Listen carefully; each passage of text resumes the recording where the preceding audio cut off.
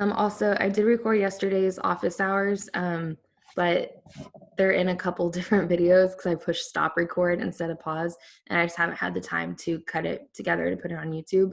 And I also try to cut out the like dead time during office hours. So that just takes a little bit of time, and I'll try to get that up later. Okay, so last class period, we went through the E1 elimination mechanism and the E2 elimination mechanism. And we're getting to a point where we have to start being able to decide between SN1 chemistry, SN2, E1, and E2 when we look at a reaction. Because the substrates look the same, the nucleophiles and the bases, they're the same. So you just have to be able to look at the reaction and make a decision. So that's a lot of what we're talking about today. So there are some factors that affect elimination, and these can help you make a decision on whether or not elimination will occur. So the first factor is the structure of the substrate, and just like the other time that we did this with substitution, I'm going to list out the factors, and then I have slides for each one. So whether it's methyl, primary, secondary, tertiary, affects whether or not elimination is likely to occur. The structure of the base, whether it's small or bulky, the temperature of the reaction, the strength of the base makes a really big difference, the concentration of the base.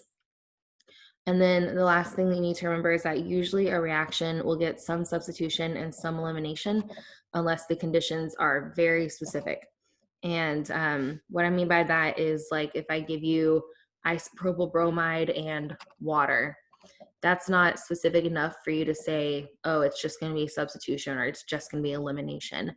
If I added in heat, you might be able to say it's probably more elimination. But when it's just a substrate and a nucleophile, sometimes that's not specific enough to make that call. Okay, so the first one is the structure of the substrate. Just like last time, you want to start off with deciding, is this primary, secondary, tertiary, and then go from there. So the first thing to point out is you cannot do an elimination reaction on a methyl substrate. You have to have two carbon atoms to form a carbon-carbon double bond. So if you're looking at a methyl substrate, really the only option is SN2. There's nothing else that you can do on it. So that is the easiest possible thing. I always throw at least one of those on a quiz and an exam. So, just keep that in mind. Primary substrates are the least likely to eliminate. That doesn't mean that they won't. It means that the other factors have to be pushing heavily towards elimination in order for that to occur. Secondary and tertiary are very likely to eliminate because substitution is typically sterically hindered. That doesn't mean that substitution doesn't occur. It just means that elimination is most likely the major product, depending on what your nucleophile and base are. So the next factor, are there any questions about this slide?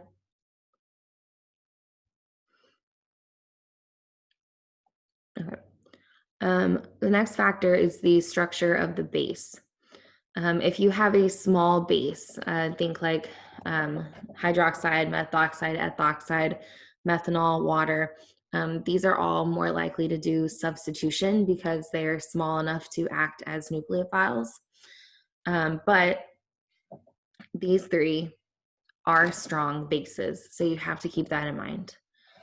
These two are not.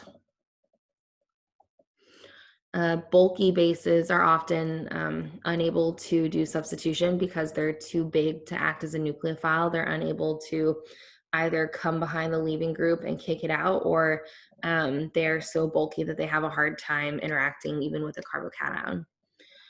They are more likely to do an elimination reaction. So this includes T-butoxide and phenoxide and isopropoxide. Can sometimes be in this situation. Another one that I didn't include the structure of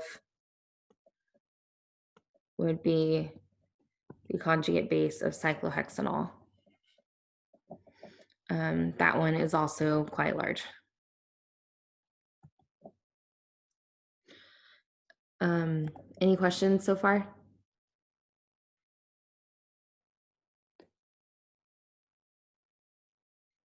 Okay. Okay, our next factor, this is a really big one and a really easy one. If you have heat in the reaction, so remember like 25 degrees Celsius is roughly room temperature. When we say heat, typically you see like 55 degrees or 70 degrees, 85 degrees, 55 or higher typically. That is an indicator that you're trying to favor elimination. So if you see heat applied at all, elimination is your major product typically. Elimination is entropically favored. So you might recall this equation from Gen Chem 1, or maybe it was Gen Chem 2, I can't remember. But if you increase the temperature, you're going to have a more negative delta G, which means your reaction is spontaneous. So if you add in more heat, the reaction is more likely to occur.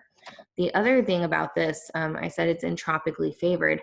The reason why is that if you do a substitution, say this T-butoxide takes the place of bromine, you take one molecule, you add in another, and you still have one molecule.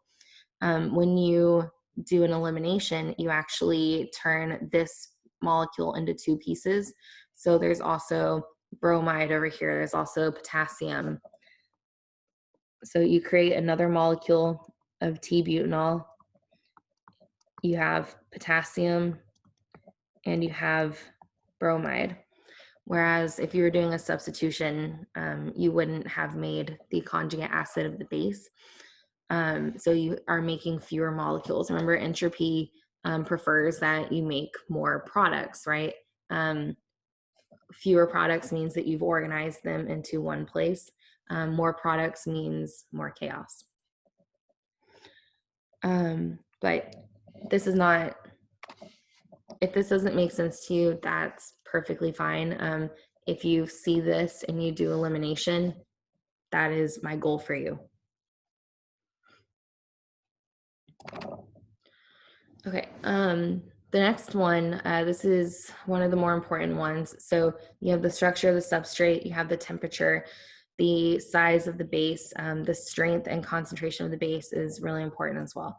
So using a high concentration of a strong and non-polarizable base, such as an alkoxide, to favor E2 and only E2. Oops, sorry. We're about to talk about what makes a good base versus what makes a good nucleophile. So this non-polarizable thing means that smaller atoms are less easily polarized. So when you get to bigger atoms, such as sulfur, which is directly under oxygen in the periodic table, it's more easily polarized. It tends to make a better nucleophile than a base. Again, if this is something that doesn't click for you, you can kind of memorize what is a good nucleophile and what is a good base. The reason this is important is that if you have a weaker base, they tend to be better nucleophiles, and that's going to allow for SN1 or E1 instead of E2. So if you are trying to force an E2 reaction, you want to use a strong base and probably a bulky one at that. Okay, so what makes a good nucleophile and what makes a good base? So if it's strong and slightly polarizable, it is a better base than a nucleophile. So this is your alkoxides, hydroxide. These are better bases than nucleophiles. Also, one that we haven't really talked about is azonide. This is ammonia, but deprotonated. The functional group term would be amide. And then alkoxides. These are the ones that you see the most often for elimination. If they are weak and easily polarized, they are better nucleophiles than bases. So this includes your halogens. These are not very good bases. If you think about it, when you protonate the halogens, you create strong acids. That's not a favorable reaction. A thiol would be the conjugate conjugate acid of this. Those are more acidic than alcohols. And the conjugate acid of a carboxylate would be a carboxylic acid. So all of these make stronger acids when they are protonated. So they're not going to want to act as bases, but they can act as nucleophiles. So for example, in this top reaction, if you take isopropyl bromide and react it with ethoxide in ethanol, you're going to end up with primarily an E2 product and very little substitution. But if you react it with acetate, you're going to get mostly substitution. Does this make sense?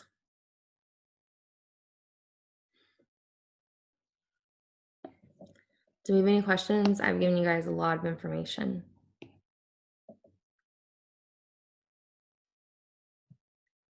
Okay. I'm currently clicking through your faces and seeing if you look confused or frustrated, but I don't see anything. So, okay. So our next thing, so those are our factors. Right now we're going to talk about the individual types of substrates. So if you have a primary substrate, this tends to favor substitution. If you are attempting to do elimination, like say you are trying to synthesize an alkene and you have to make it from a primary substrate, maybe you need the alkene to be on the end of a long carbon chain. You are trying to force elimination. You're going to need a bulky base. It's going to need to be strong, and you're going to need a high temperature. So note here we have a bromoethane reacting with ethoxide in ethanol. And even though this is being heated up a little bit, it is still getting primarily SN2 and very little E2. What could we do to force this reaction to do elimination instead? What change could we make? You could raise the temperature higher. We could raise the temperature. At that point, remember that you're reacting with ethanol. I mean, you could put it in a closed container, but ethanol is fairly volatile, so it can be difficult to raise the temperature further. Is there a different change that you can make to the reaction? Would you need a bulkier base? Yes. Whoops, oh, I didn't draw that out. So if you wanted to force elimination, what you could do instead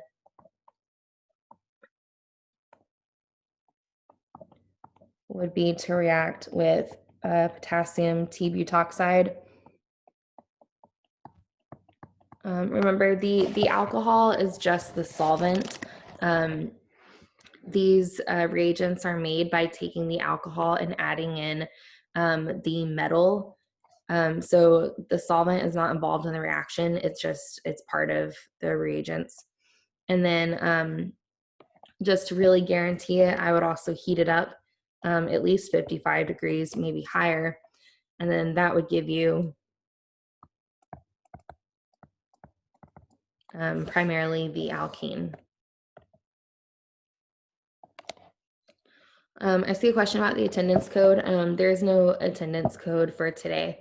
I'm going to do what we've been doing. I'll ask a question and ask for you guys to send in an answer.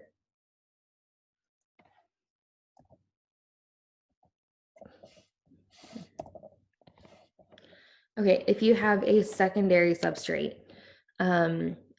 if you have a strong base with a secondary substrate, something that is a better base than a nucleophile, such as an alkoxide, it will favor elimination. If you have a weaker base, something sulfur-based perhaps, or maybe a carboxylate, you are more likely to do substitution. So for example, 2-bromopropane with ethoxide and ethanol, even with a little heat, you get 79% E2. So this is your major product. And then you're still going to get 21% of SN2, because substitution is still pretty possible here. Again, because this is a smaller base. If this were T-butoxide, you would not really get any substitution product.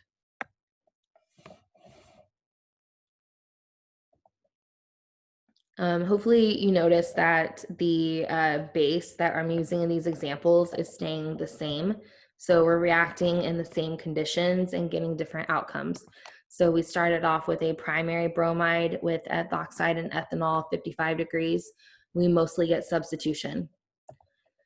We take the same conditions with a secondary bromide. We get mostly elimination and still a good amount of substitution. If I were trying to do this synthesis in a lab and this was my goal, I would not use these conditions.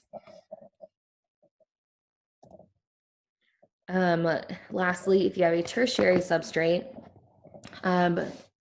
first of all, note that with a tertiary substrate, you cannot do SN2. There's no way for your base to come in and do a backside attack. There's way too much steric hindrance. So SN2 is completely off the table. Both E1 and SN1 are going to occur. Typically, the elimination is favored. You can also favor elimination at high temperatures. If you heat it up, you're going to get a mix of E2 and E1. It doesn't really matter which mechanism you go through, you would still get the exact same product. Since this is a strong base, E2 is more likely. If we were just doing this reaction in ethanol, we would get some of this, maybe it would be less severe of a split. But the strong base definitely forces more E2. And if you heat it up, you will only get elimination.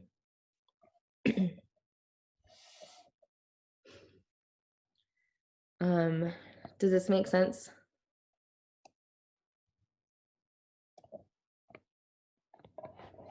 I have a chart that I'm going to share with you guys in a second, because I know that this is a lot of information, so organizing it can make a really big difference.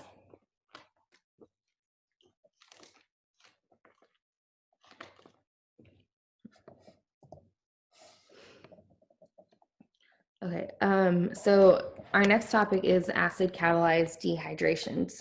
So far we've only looked at dehydrohalogenation, and we have not done any of the dehydration. So acid catalyzed dehydration is the elimination of alcohols.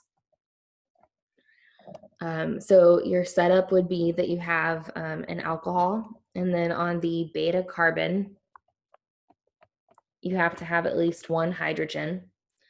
You put it in with an acid and you heat it up, and you end up with an alkene and water. An important thing to note about the acid, the acid's conjugate base cannot be a nucleophile. So if you use HBr or HCl, bromide, chloride, those are both decent nucleophiles. It would not give you purely elimination. You would end up with a little bit of substitution. Instead, A minus, whoops, that was some bad spelling.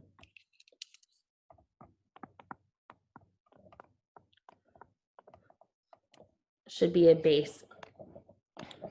So I'm going to give you some examples. Tertiary and secondary alcohols dehydrate through an E1 mechanism, which means they go through a carbocation intermediate, which means rearrangements are possible. Primary alcohols can dehydrate, but they go through the E2 mechanism. So there is no carbocation intermediate, and you will not have any rearrangement of atoms. Another important factor before we do some practice problems is the ease of dehydration. Tertiary alcohols dehydrate very easily. Primary alcohols dehydrate only with a lot of effort and pretty severe conditions. So the conditions required depend on the substitution of the alcohol. For example, if you have a primary alcohol, the only way you're going to get it to dehydrate is if you throw it into concentrated sulfuric acid and heat it up to 180 degrees Celsius. So you're going to have to literally boil it under pressure in a concentrated acid in order for this to work. So this is not a particularly favorable reaction. If it's secondary, you can actually water down the acid a bit. So notice it's 85%, and we're using phosphoric acid, which is not nearly as strong of an acid, but you would still need to heat it up. If you instead did this in concentrated sulfuric acid, you wouldn't need to heat it up as much, maybe 80 to 100 degrees. But sometimes heat is preferable to using a strong acid. For a tertiary alcohol, notice that this is watered down sulfuric acid. It's more water than sulfuric acid, and it's being heated at 85 degrees Celsius. If you just put this into concentrated sulfuric acid, you could maybe put it at like 40 degrees Celsius and it would eliminate very quickly. So this reaction down here at the bottom is interesting because those conditions are more water than acid, and yet we still move forward even though we have an excess already of one of our products. So that's kind of nearly in defiance of Le Chatelier's principle. That's how easily this reaction occurs. Excuse me, for this reaction up here at the top, one of the ways that you can actually drive a dehydration forward is to add in some sort of drying reagent. Sometimes people throw in what are called molecular sieves. They actually absorb water.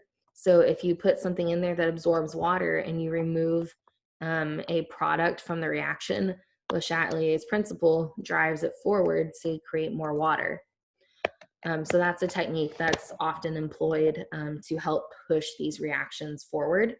So it's really interesting that you can actually dehydrate a tertiary alcohol even in the presence of water. That's how much it wants to dehydrate.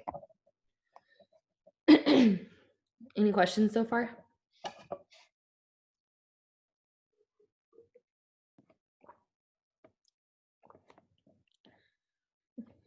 I can't decide if you guys are my smartest class ever or if you just don't want to talk on camera. I'm going to go with smartest class ever, though. You guys are doing great.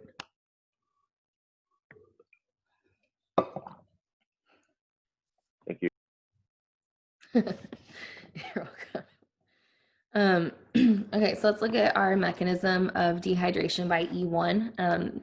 It's going to look a lot like your mechanism for SN1. It's going to look a lot like the mechanism for E1 dehydrohalogenation. It's not different at all.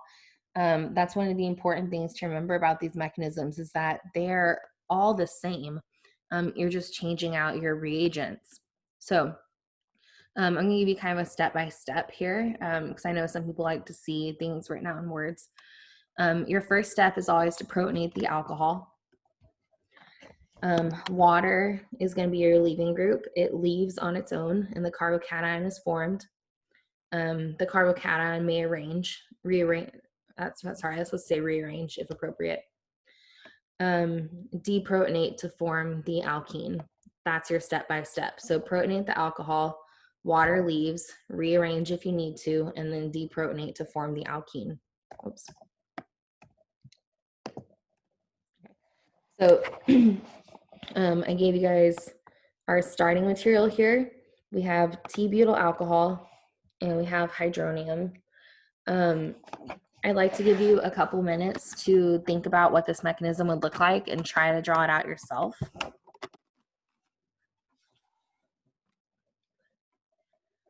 Would you like to work in breakout rooms or would you rather work on your own?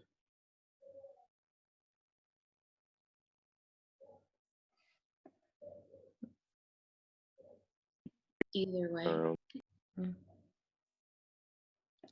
Okay, I'm going to put you in breakout rooms because I feel like you're more likely to do it.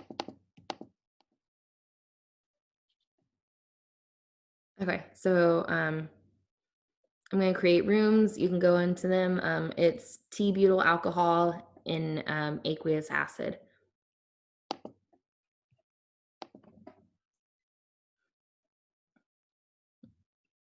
Also, please go into them. There have been several of you who have not been going in when I assign you to breakout rooms.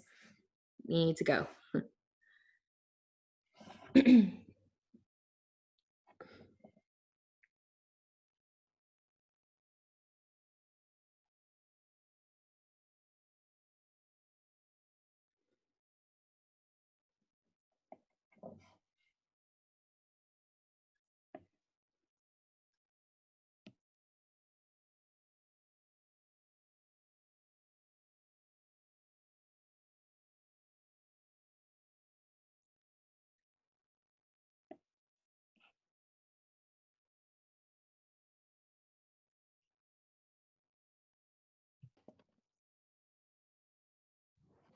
Okay.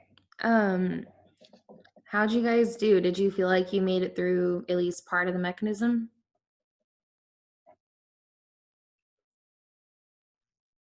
Sort of. Sort of? That's better than a no, so I'm gonna take it. Okay, let's go through this together. So the first step says protonate alcohol. So what arrow do I need to draw? You need to draw an arrow from the oxygen on the alcohol to the positive charge. Well, not the positive charge directly, right? We want to pick up the, whoops, sorry, I wasn't ready to draw apparently. We want to pick up the hydrogen. And then what else do we need to do? Break that hydrogen off the hydronium. Right. So this is actually how you get rid of the positive charge. It's the oxygen that's currently positive. So when we take the hydrogen, these electrons get put back onto the oxygen, and that's what neutralizes it. Okay, so that gives us, I'm gonna draw an equilibrium arrow because this is an acid-base reaction, so it is in equilibrium. That gives us a new positively charged oxygen and a water molecule. What happens next?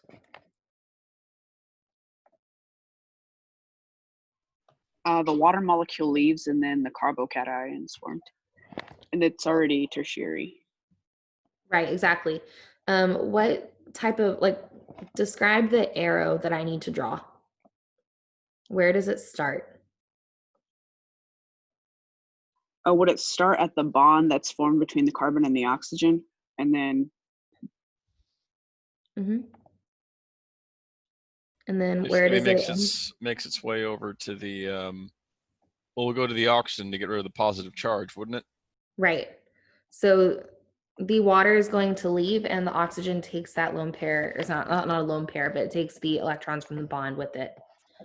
Yeah, you guys are doing great. I love it. I don't feel like my students usually have this good of a grasp of mechanisms after 2.5 weeks. You guys are crushing it. We also usually haven't even like named organic compounds after 2.5 weeks. So summer's crazy.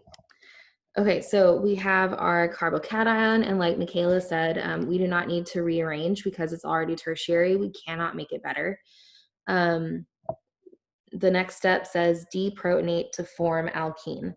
So where am I going to take a hydrogen from? From the top carbon? Yeah, I mean, it could be any of them, right? They're equivalent methyl groups. So I'm just going to draw this one because it's easiest for me. What is the base that's going to pull this hydrogen off? Water? Yeah.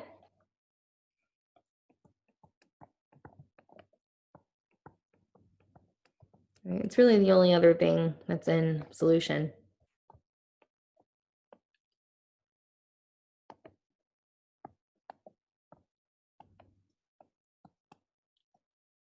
Sorry, I don't know why my product is so much bigger than everything else, but that's the mechanism. How many people feel like they got at least 50% of this? Me. I think so, yeah. Okay. Yeah. I think I got the right number of waters generated. I don't know if I got all the bonds right, but that part at least was right. Cool. Yeah, so mechanisms just take practice, just keep, you can draw any random alcohol and then add in acid and try the mechanism. Like really, you can Google practice problems if you would like, but you can also just kind of make stuff up and typically it should work. Okay, so this is our mechanism for dehydration by E1. Okay, we're going to do another problem, rearrangements and dehydration by E1. So this one has a carbocation rearrangement. I'm not going to put you into breakout rooms. Or do I want to? What time? Yeah, it's only 10:44. Actually, I'm going to put you right back into your breakout rooms.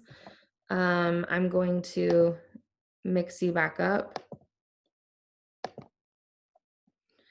Go ahead and just take like 3 minutes. Come up with the mechanism if you can, but definitely try to come up with the product.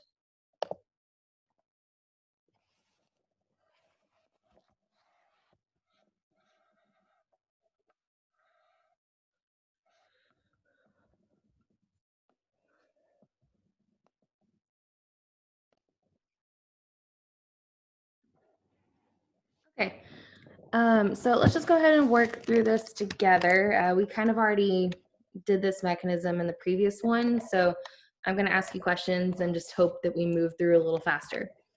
So what is our first step?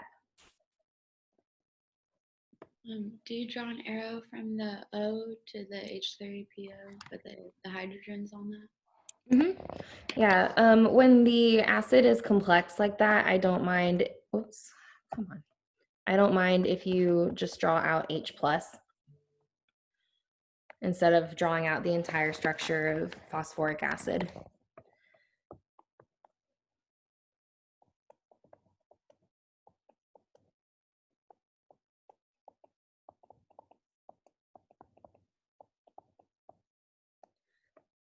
Okay, what happens next?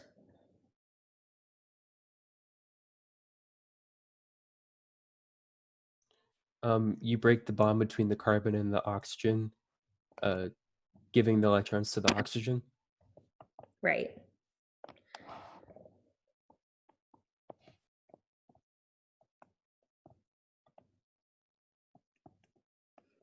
Sorry, that's not connected. Okay. Okay, so now we have our carbocation. Is this the best carbocation that we can make? No. No, you want to rearrange it. Yes, how are we going to rearrange it? Methyl shift. Mm-hmm. So if you look next door, we have a ton of methyl groups. That is a quaternary carbon. It definitely has electron density to spare. So we move the methyl group over.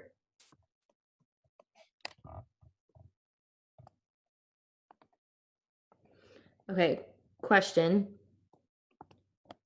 Where is the carbocation now? Which carbon is it on? Carbon A, yeah. The one that you removed Right. removed the methyl group from. Perfect, yeah. So remember that when you do your carbocation shift, even though this is now a tertiary carbon, which is ultimately what we're aiming for, we took electrons from this carbon on the left and put them on that carbon. which means this one that I had labeled A is now missing electrons. Okay, what next?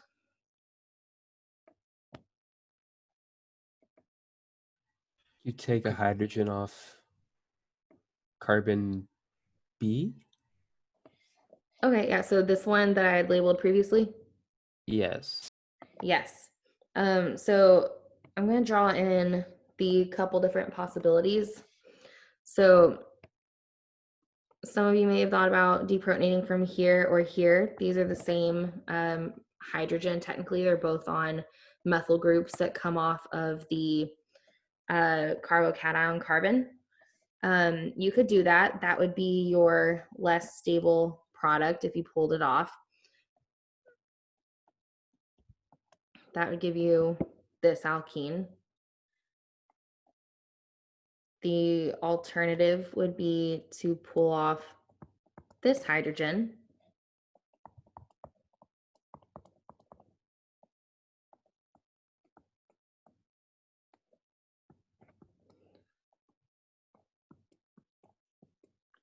Which gives you this alkene. How do we know that the green one is the more stable product? What makes it the more stable product?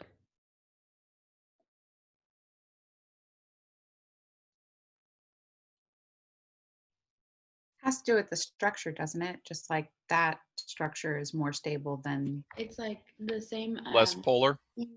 Cat ions, like secondary, tertiary, all those things are more stable than, right? Yeah, so the more substituted the alkene is, the more stable it is. So this has 1, 2, 3, 4 substitutions. This alkene only has 1, 2. So this is more stable because it's more substituted. That comes from Zaitsev's rule.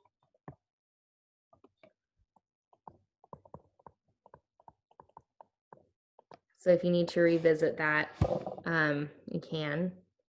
Yeah, so this is our more stable product. This would be a minor product. This would be major. So if I gave you this problem and I said, draw the major product, I would only want this one. If you drew the other one as well, I would take off some points. If I asked for the products, I would want you to draw both of them and indicate major or minor.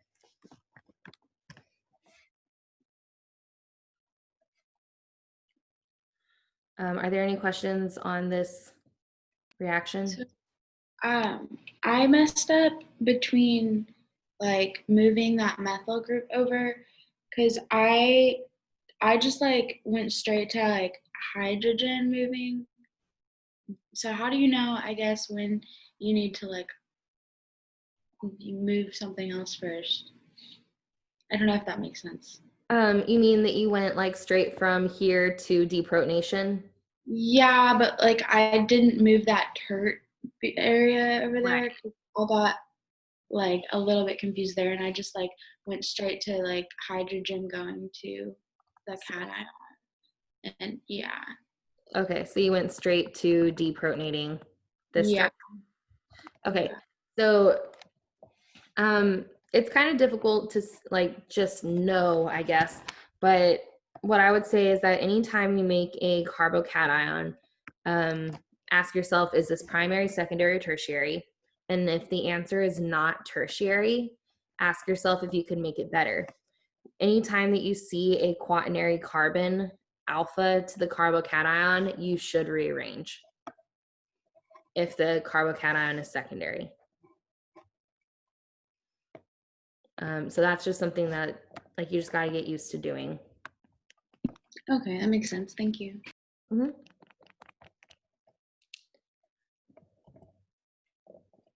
Okay, the dehydration of primary alcohols.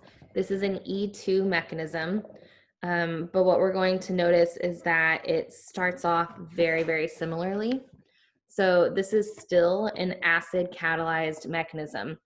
We didn't really talk about what it meant to be acid catalyzed.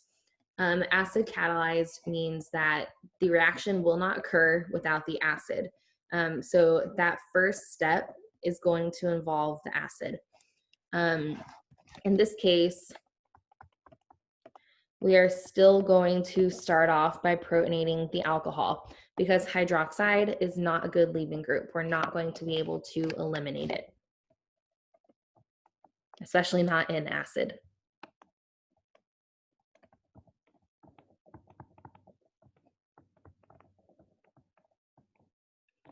So now we've protonated it. It has a positive charge. If we just make it leave and form a carbocation, we're going to end up with a primary carbocation. Is that likely to occur? No, they're not very stable. So the activation energy for creating a primary carbocation is really, really high. We are not going to be able to get up over that hump. Instead, what you're going to end up doing is using you can use the conjugate base of your acid, or you can assume that there is some water around, because typically in an acid, even though it says concentrated, there's probably water around unless it's been dried. So you can assume either way, but you could use HSO4 minus if you wanted as your base. But it is going to kick out the water the same way that we did dehydrohalogenation as E2. It's 3 arrows, all one step elimination. And then you end up with water and H2SO4, which will get turned into H3O plus and HSO4 minus, right? So in these reactions, is H2 is like the primary acid always going to be there to react with water at the end? Yeah, if it's strong. So sulfuric acid is going to make H3O plus and HSO4 minus, but phosphoric acid is not one of our strong acids. So there would be more phosphoric acid than H3O plus in that reaction mixture.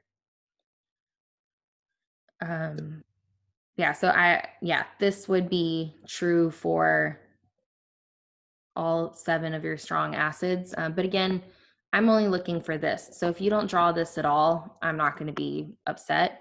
I just want you to know that it's there. When you get to OChem 2, knowing what's in the reaction mixture is important. Aren't you guys excited for OChem 2? All right. I'm excited. It's my favorite class to teach. That chemistry is just the best. That class is actually what made me a chemistry major. I was a music major when I was taking OChem. And OChem 2 converted me. Okay, any questions about the mechanism of E2 dehydration?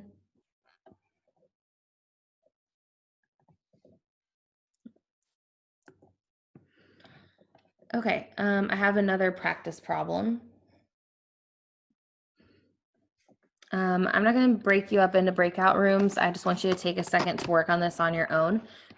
There is a carbocation rearrangement in this one. Remember, there are 3 different types of carbocation rearrangement. You can have a hydride shift, an alkyl shift, or a ring expansion. One of those is going to be used, and it's possibly the one where I had more inflection in my voice when I said it. So I'm just going to give you about 2 minutes to think this through. I'm going to give you guys a quick hint to kind of speed up these reactions. You usually are not asked to draw out the mechanism, especially in an online class. I'm not sure how I could really do that and get that information from you guys. So if you want to speed yourself up, you know that this is going to leave.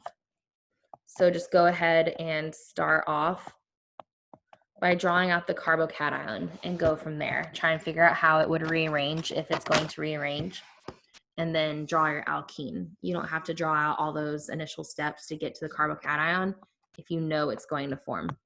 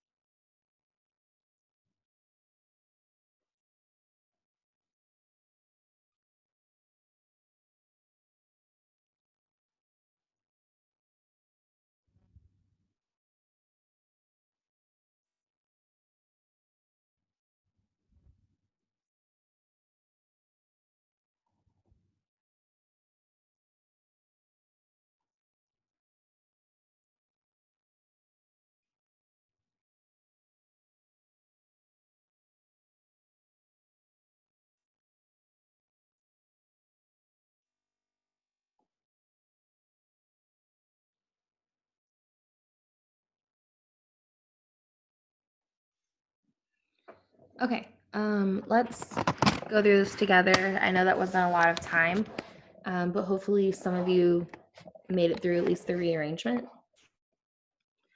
So we're going to skip that first 2 steps in the mechanism. We know this is the carbocation we're going to form, right? How are we going to rearrange this? Don't you want to make it into a cyclohexane? Mm-hmm. Yeah, so the best way to do that, you could move either one of these bonds. I find it easier to move the top one just to draw the arrows. That's going to look like that with the arrows. Remember that what you're doing here, I'm going to draw it just really huge for a second. Remember that when you do a ring expansion, what you're doing is breaking the bond that you're moving and creating a new one to the carbon you're moving it to. So all of these atoms are going to be in the cyclohexane ring. So when you draw out your cyclohexane, you can number it.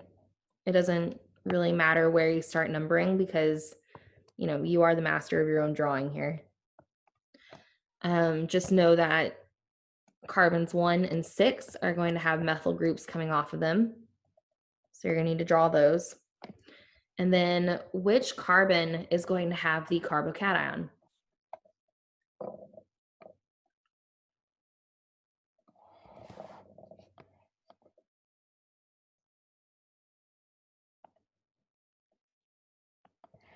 Is it That 6? That'd be number 1, wouldn't it? Since that's where you took the broke the bond with in the first place. No, so carbon 1 had the carbocation. We broke our bond. That was from carbon 6. Oh, yeah, So, then 6. yeah, so the carbocation goes on carbon 6. Now, in this particular structure, it doesn't matter because both of our substituents are methyl groups, but sometimes they won't be. So that's why it does matter that you know where the carbocation is going to end up, because if this had been, you know, an ethyl group, the carbocation would need to be on the one with the ethyl group. Okay, I'm going to erase Gigantor over here.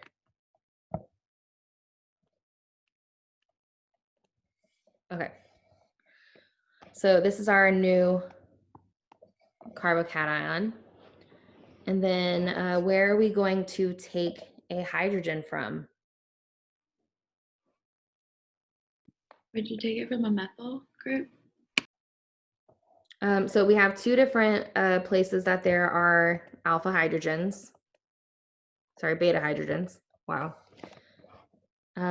Which one would give us the most substituted product?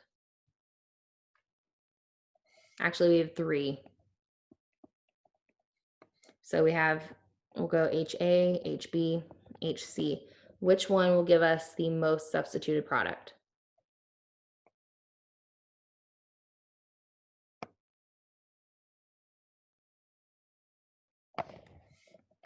Let's draw them out.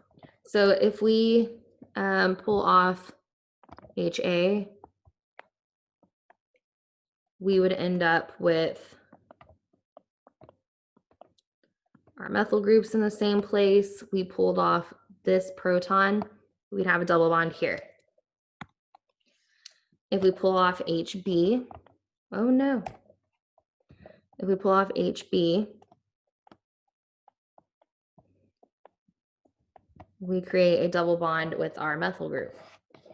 If we pull off HC,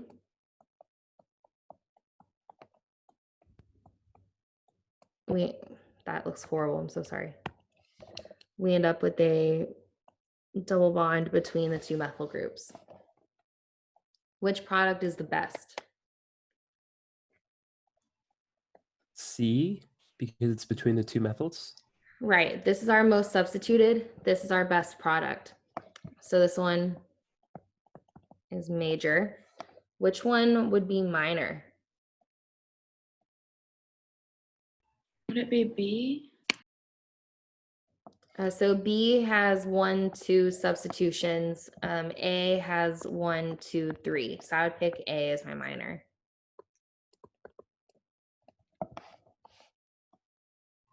Is minor like the second best or just the worst? It's the second worst, or sorry, Okay. second best. That makes more sense. Both, technically. Yeah. Yeah, because it's not the worst and it's not. At least in this case. Mm-hmm. Okay, so this is our last topic, I think. So this is the synthesis of alkynes by elimination. So far, we've only seen alkenes. And basically, the synthesis of alkynes just involves doing a double elimination.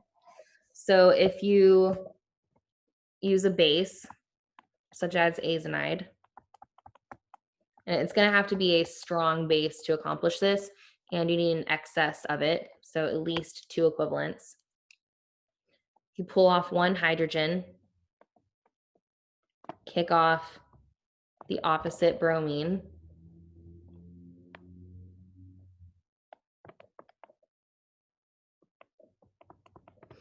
you end up creating an alkene,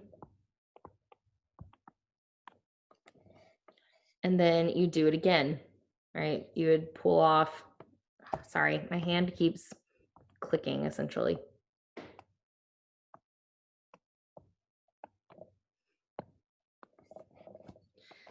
Now, these types of reactions usually involve heat and pressure and weird conditions, but they can be done.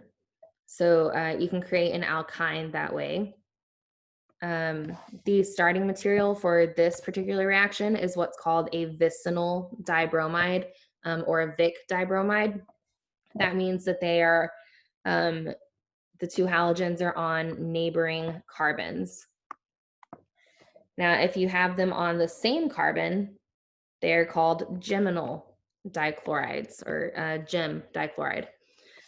So gem as in like Gemini, the twins, they come from the same carbon, right? Just like twins come from the same egg. So that's where that name comes from. So you need a massive excess of sodium azonide. Well, I say massive, it's just 3 equivalents. Mineral oil, heat, and then you have to finish up with acid. We're not going to worry about the mechanism for this.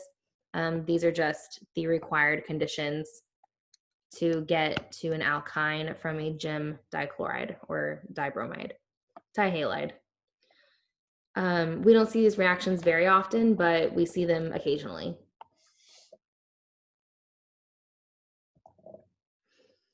I also want to remind you real fast about the acidity of alkynes. So I'm going to PK quiz you real fast. Can you send me in a private chat to just me, not everyone, the pK of the alkane, the pK of the alkene, and the pK of the alkyne? Just send them 3 numbers and 1 message.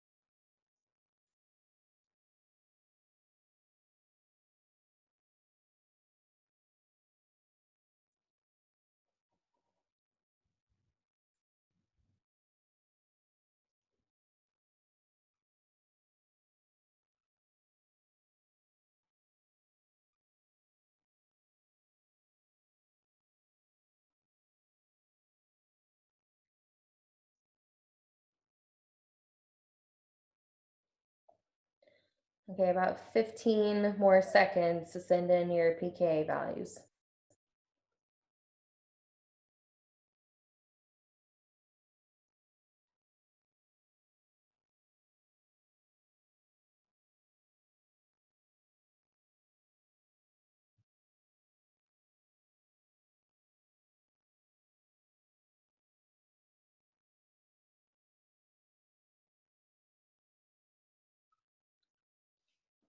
Okay. Thank you for sending those in. I also took attendance while you guys were in your breakout rooms, so you do get attendance credit for being here today. Okay, so alkane, what's the pK? 50. 50. What's the pK of an alkene? 44. 4. And for an alkyne? 25. Right. So the relative basicity, you're going to have the conjugate base of your alkane is the most basic, then your alkene, then your alkyne. I also inserted some other ones for you because we're getting to the point where knowing relative basicity across several types of molecules is really important. So if you are a good memorizer and this is something that works for you, I would memorize this in order. So alkane, alkene, amide, not amide, but amide, alkyne, alkoxide, hydroxide. Of course, memorizing the pK values of everything I asked you to can get you the same list. Okay, the reason this is important is that you can actually use the anion of an alkyne as a nucleophile, which is really cool because any reaction that can make a carbon-carbon bond is highly valuable in organic chemistry. Think about those like valuable organic molecules that we looked at, you know, in chapter 1, like the very first slide about CHEM. I was like, look at all these very large molecules that are important. And like, you know, that included like the structure of cocaine, right?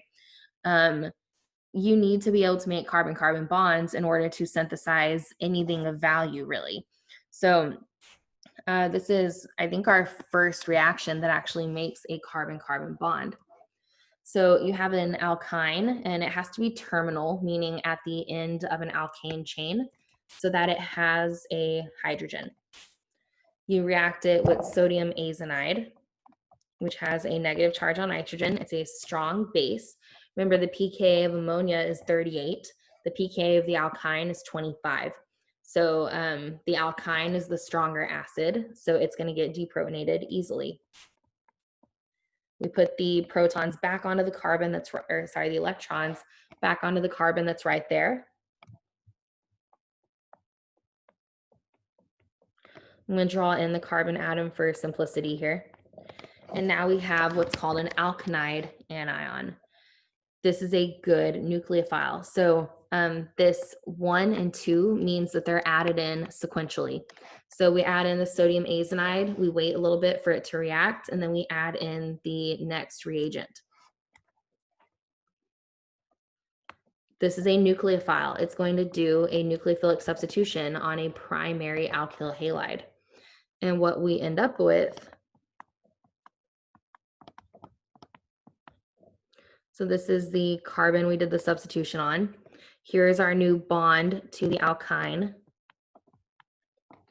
And then we have 1, 2, 3, 4 carbons. So 1, 2, 3, 4 is our product. Does this make sense? So this was used as a nucleophile, the same way that we would use like an alkoxide.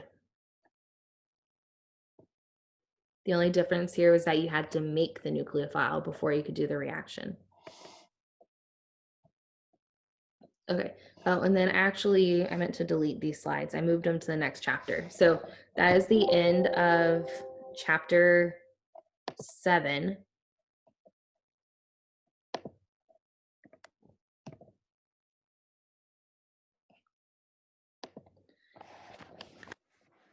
Okay, so we're going to come to organic synthesis after we do chapter 8. I moved some reactions around just because I didn't think they belonged in chapter 7.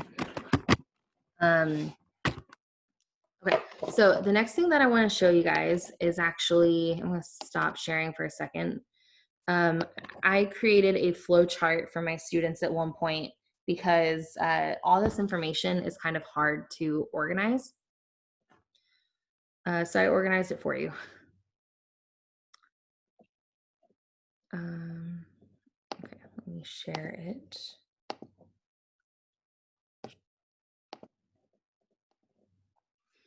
So usually when I teach OChem, I don't use PowerPoints at all, which is why I'm always very quickly trying to catch up with you guys and make new slides. Usually I write them out in class. So no, I didn't tell you to do that. Scroll up and over. Okay. So this is the substitution and elimination flow chart. I'm going to export this as a PDF and put it on Canvas for you guys. So I'm just going to read through this with you so that you can kind of see how it organizes the information. And then you can use this to do some practice problems. But by the time you get to the exam, you need to be able to put this away. If you are still using this when you take your quiz or your test, not that you should have it out anyway because they're not open book, but if you still need them by the time you get there, you're never going to finish your exam. So this is just to help you kind of practice the problem solving route that I usually take you through. So basically, I want you to ask yourself the exact same questions that I ask you when we work problems in class. I don't ask them for fun. I ask them because they can help push you in the right direction. So the first question is, what is the structure of the substrate? So you always start there, no matter what. Is it methyl, primary, secondary, or tertiary? And then you go to the next level. If it's methyl, that tells you that it is SN2, right? There's no other option. If it's primary, there's a good chance it's SN2, but if it's a strong base, you have to think about other things. So once you get to primary, secondary, tertiary, you have to look at the next level and look at the structure of the nucleophile. Is it strong or weak? Is it bulky or small? So let's just follow the route for primary. Let's say we have a primary substrate. We have to look at the nucleophile. If it is a weak base, that means it's a better nucleophile. It's going to be an SN2 reaction. If it's a strong base, there's a little bit of variability here. If it's bulky, you're going to do E2. If it's small, you need to look at the temperature. If it's a small, strong base with a primary alkyl halide, if there's heat present, it's going to do elimination. If it's room temperature or less, it'll do substitution. And then I also put notes about stereochemistry, regioselectivity. So if there's any sort of stereochemical implications, they're also present in the flow chart as reminders. If it's a secondary substrate, you look at the nucleophile.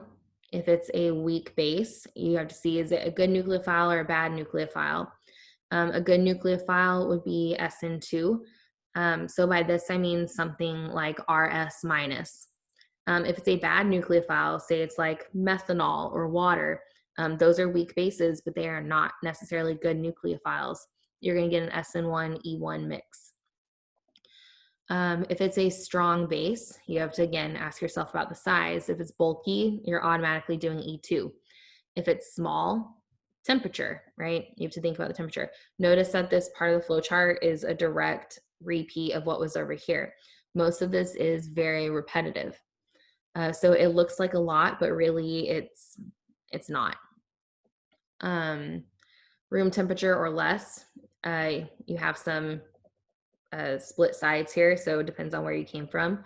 If it's secondary, you're probably gonna have SN2 as your major product, E2 as your minor.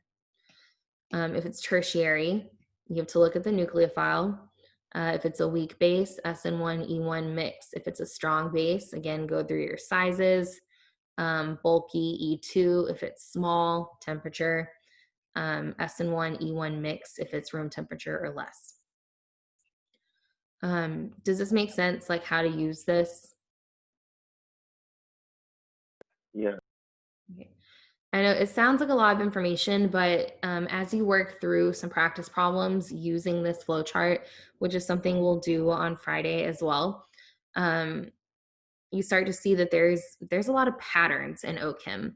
And the sooner you recognize those patterns and think about it that way, the better off you'll be. So I will export this as a PDF and send it to you guys. The other thing that I want to point out is that solvents are not part of this flow chart.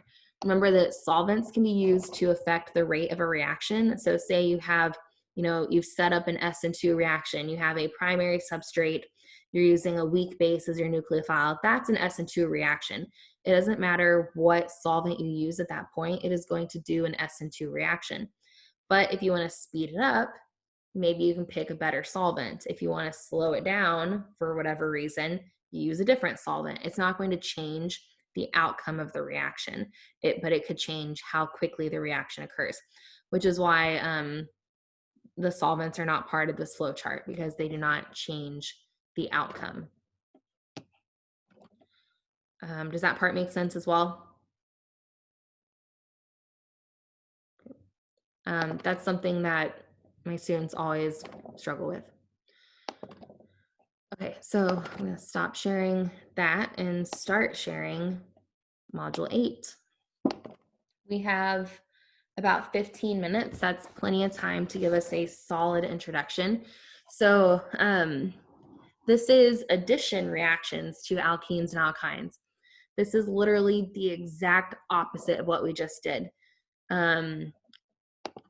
So what we just did in Chapter 7 was we took something that had an electrophile and a nucleophile, and we eliminated that to get an alkene. Addition goes the exact opposite direction. You take an alkene, you have another species that's half electrophile, half nucleophile, and you add it across the double bond. So the pi electrons end up in the bond to the electrophile. And then let me get a different color. The electrons between the electron and the nucleophile end up making the bond that the nucleophile uses to attack the carbocation that you will have formed. So this is literally the exact opposite of what we just did. And I don't use literally very often, but it is literal here. So for example, we talked about dehydrohalogenation and dehydration in the previous chapter. We're going to do the exact opposite here. So instead of starting with an alkyl halide and ending with an alkene and a halogen acid, we are going to add the halogen acid and end up with a alkyl halide. So notice that the hydrogen is our electrophile. The alkene is going to pick it up and create a carbocation, and then we add on the halogen to the other carbon. Hydration is also acid catalyzed, just like dehydration is. You pick up a proton from your acid, and then the OH from the water is going to end up on your molecule. You can also add a halogen molecule across a double bond. So this could be Br2, or it could be iodine and chloride bonded together. This is hydroboration. You add a hydrogen to one carbon of the alkene and borane to the other. Or you can do hydrogenation, which is also a reduction, where you essentially get rid of the double bond by adding a hydrogen to each carbon. This reaction was previously, some of it was at the end of module 7. That's why I moved it, is because it actually belongs in this chapter. So these are the 5 types of reactions that we're going to do. Do we see this so far? We're okay, like we see how it's the opposite of what we just did. The mechanism is also the exact opposite. So the first thing I want to talk about is, why do addition reactions occur? And I'm really sorry for my art here, but I thought this was cute. It's an electron cloud, right? Okay. So the pi electron density is above and below the carbon framework. This is something that I've said to you so many times, right? Anytime we've talked about the structure of an alkene, I said there's a sigma bond, you know, holding all of these things together, holding the carbon to other carbons or hydrogens, holding the 2 carbons together, and then the pi electron density is above and below that. That makes these electrons more available for reactions. It makes them attractive to electrophiles, or rather attracted to electrophiles. The pi electrons are in the higher energy p orbitals. Therefore, pi bonds are weaker than sigma bonds. And any sigma bond forming reaction is going to be highly favorable then, because if we can create a more stable bond, that is going to be the preferred outcome. So sacrificing a pi bond for 2 sigma bonds is a winning outcome. So we're going to look at the general mechanism. So I try to use the same color coordinating for at least the first several slides. So the electrophile is always this pink color. The nucleophile is always this yellow color. I also just really like this color combo. So that's part of it. So the electrons in the double bond are, again, they're above and below the carbon framework, so they're exposed.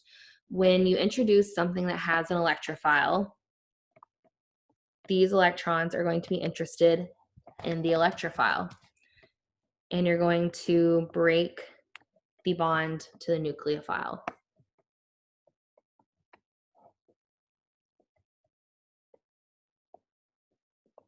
So we have our carbon framework still. We've taken these electrons and turned them into a bond to the electrophile. Sorry, I'll make it match the other one. Put it down at the bottom. And that means that we took electrons away from the other carbon. So what is going to be on the other carbon in this structure? Positive charge. Right. Okay, and then we also have our nucleophile, now with an extra lone pair and a negative charge. Positive and negative are attracted to each other. So the negative charge attacks the positive charge, and you get to your product. So it's really as simple as that. Notice this is just the exact opposite of our previous one, right? Previously, we would, get rid of something, and then we would pull this off to reform the double bond. So just opposite reaction.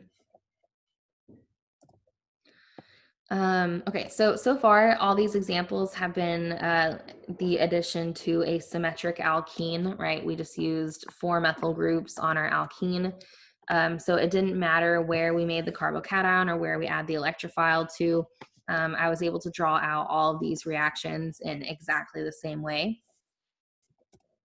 But most of our problems are not done with symmetric alkenes. They're usually asymmetric. So in this situation, there are actually a couple different outcomes that we have to consider. Just like there were several different hydrogens that we could eliminate in a lot of our elimination reactions. So if the alkene electrons attack the hydrogen and break the bond to the potential nucleophile, in this case bromine, we are going to create a carbocation.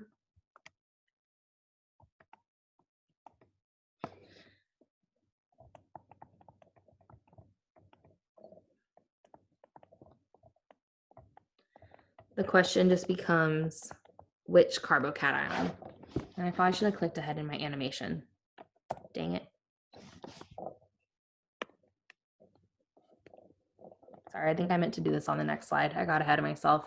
I love mechanisms. So the answer to this question is called Markovnikov's rule.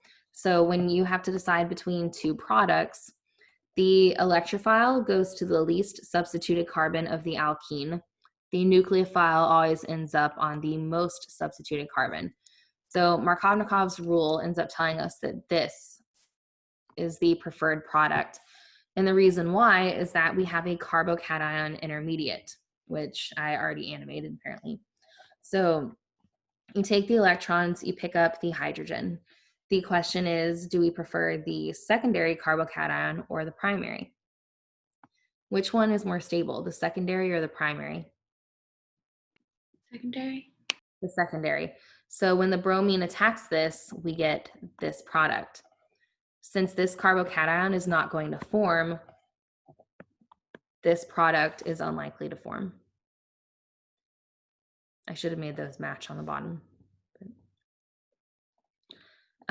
Does this thought process make sense so far?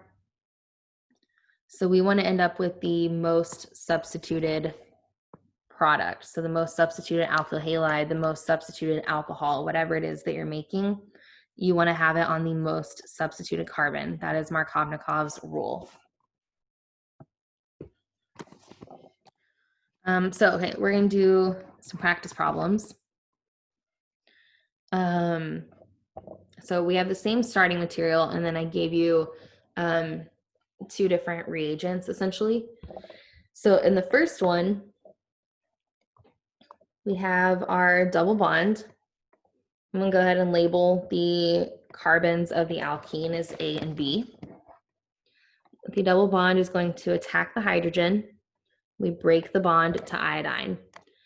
Which carbon does the hydrogen attach to? Is it A or B? B. Right. So we put the hydrogen on carbon B so that we can have the carbocation on the more substituted carbon, which is A. And then our other product that we formed in that first step is iodide. What happens next? It attacks the carbocation. Right.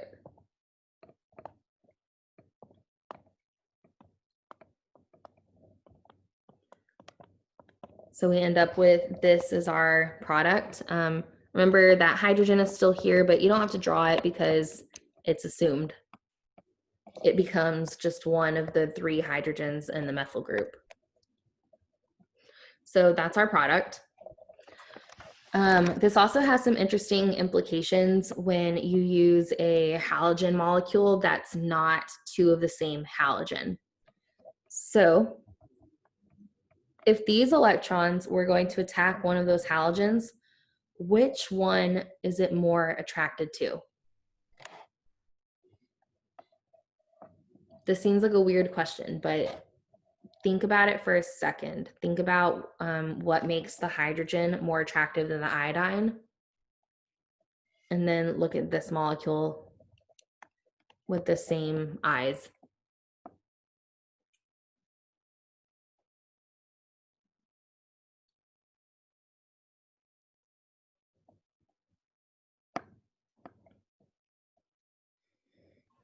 Would chlorine be the one attacked? Well, so let's think about it. Why is hydrogen in the hydroiodic acid the one that gets attacked? Because it's more positive. Right. So we have a dipole towards iodine because iodine is more electronegative than hydrogen. So that creates a partial positive and a partial negative. You can also think of it as hydroiodic acid is a strong acid, so it wants to donate its proton. In this example, which atom is more electronegative? Is it iodine or chlorine? Iodine. Oh, what's our periodic table trend? It's chlorine. Yeah. That tone of voice was priceless. Thank you. So remember, this is our order of elements down the periodic table. Fluorine is the most electronegative element. So the closer we are to fluorine, the more electronegative we are. So that means that our dipole is going this way. We have a partial positive on iodine and a partial negative on chlorine. So which atom is the double bond interested in? The iodine. Right. And then we break the bond to chlorine. Which carbon does the iodine go on to, A or B? B. Right. Because that leaves us a carbocation on carbon A for a chloride to attack.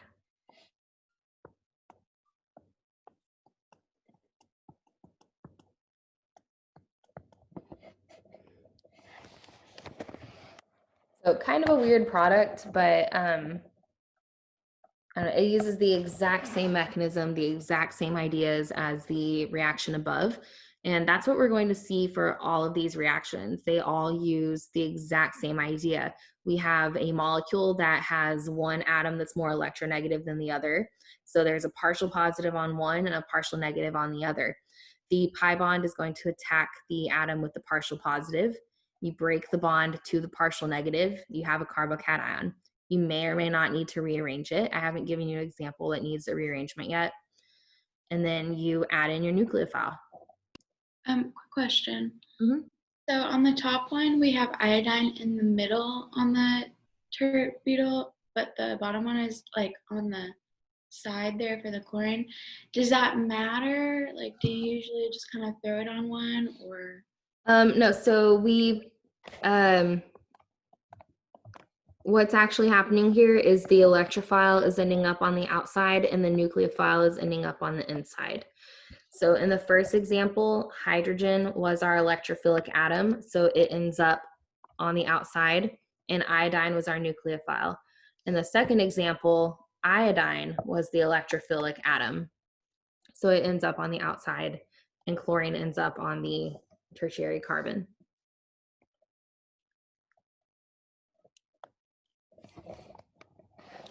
Okay, so we are out of time for today. I will make sure that there is some sort of reading and activity available for chapter 8. So if you want to start looking ahead, you can. I know also there is a lot of chapter 6 and chapter 7 homework that you need to be doing. So please make sure that you do something organic chemistry related today. Like, I know you just sat through an hour and 40 minutes of me talking about organic chemistry.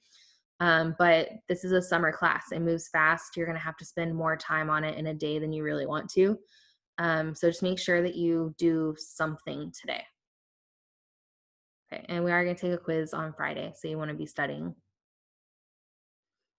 All right, I'll see you guys tomorrow. Thank you. Thank you, guys.